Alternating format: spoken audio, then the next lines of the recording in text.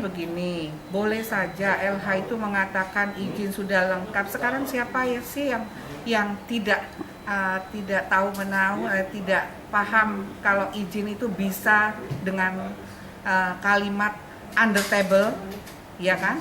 Kalau saya terus terang ada yang janggal di sana. Jadi di Menperindak itu ada kategori klarifikasi harusnya IUI. IUI itu ada klarifikasinya lagi, kecil, menengah, dan besar. Nah, itu tidak ada hanya IUI. Kalau mengikut cantolan perwali iya, tapi di atas itu kan ada peraturan lagi.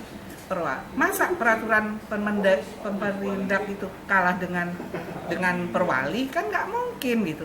Dan kami memutuskan itu otomatis sudah dengan rapat komisi dan ketua DPRD bahwa itu harus ditutup karena kurang menyalahi aturan itu.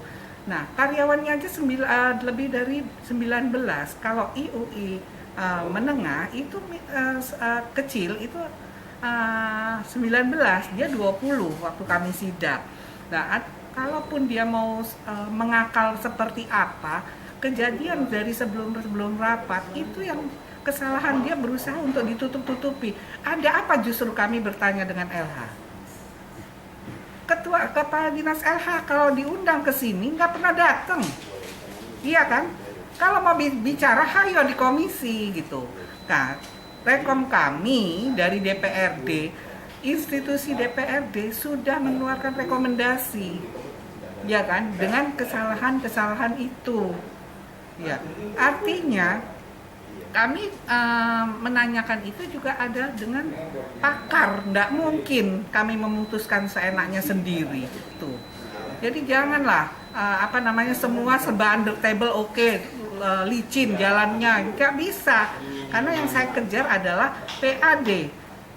Kita sebagai pengawasan, di sisi pengawasan, kalau PAD itu tidak kita dapatkan dengan orang-orang yang under table, kita pasti marah. Iya kan? Kalau mau diperiksa, periksa ayo. Gitu kan? Buktinya dia juga nggak waktu itu apa.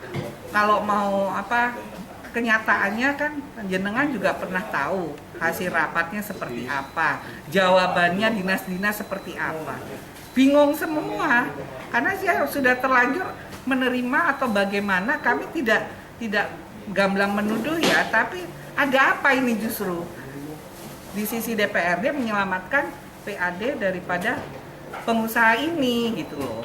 Kalau dia masih kategori kecil itu udah oke. Tapi karyawannya berapa? Harus di bawah 19 orang dan kategorinya seperti apa? Omsetnya berapa? Ya kan? Harus diteliti jeli di situ, satu persatu harus ditelisik. Jangan pokoknya percaya gini aja keterangannya orang yang nggak bisa. Itu harus dengan sidak-sidak dari pemberi izin itu harus juga benar-benar, jangan seenaknya. Kalau kayak begini kan yang dirugikan saya, mempertahankan kerugian daripada pemerintah kota yang rugi. Jangan bermain-main orang per orang, personil. Akhirnya dampaknya kerugian PAD kurang didapat. Kalau kasus itu dari awal sudah kita ketahui, berapa pajak yang harus disetorkan oleh pengusaha itu? Iya kan? Kita otomatis kan ingin pajak dari pemerintah kota ini meningkat. Kita telisik SIUP pernah dari 2014 sampai 2015 selesai mati. Akhirnya diurus lagi SIUP itu 2020 baru keluar. Dari jeda 2015 sampai 2020, enak dia langsam. Tidak bayar apa-apa ke kota Surabaya. Itu yang kita bikin marah, karena di sisi pengawasan kami kalau LH bilang kami yang salah, nggak bisa gitu loh. Justru kami mendapatkan kejanggalan-kejanggalan daripada proses-proses perizinan, ya itu. Nah, apalagi kalau sudah sampai rekomendasi institusi DPRD itu keluar, dinas-dinas tidak mengindahkan, bagaimana kerjasama mitra kerjanya yang benar-benar untuk meningkatkan PAD-nya pemerintah kota? Kan nggak bisa begitu. Misal ini Bu, itu kan rekomendasi kan sudah dikeluarkan dari DPRD. Betul. Terus per hari ini belum ada penindakan untuk penutupan, gimana Bu nanti? Kemarin langkah sudah selanjutnya? kami hearing semua kepala dinas yang terkait. LH ketua kepala dinas LH-nya nggak datang. Iya kan, diwakilkan oleh Pak Ali. Nggak bisa begitu. Dia mau jawab apa lagi? Nggak bisa. Coba disuruh dia teliti lagi yang ada di Menperindak, ya kan? Bedanya IUIK medium sama besar, ya kan? Itu harus dikasih klarifikasi, maksudnya diklasifikasikan lagi. Mana ini masuk kategori mana? Terus omsetnya berapa? Kan begitu. Enak aja kalau gitu, semua pengusaha yang seperti itu bisa menindas orang bukan malah menguntungkan orang banyak, karena yang diuntungkan juga dia bilang karyawan 20 orang. Ya hanya 20 orang Surabaya ini perlu PAD. Iya kan? Kalau dia taat pajak apa, kita mungkin nggak terlalu bagaimana. Dia nggak ada di daftar pajak untuk hal yang dia usaha itu nggak. Sekecil apapun usaha yang pengusaha kecil maupun menengah maupun apa, catering aja lo kena pajak Pak. Iya kan?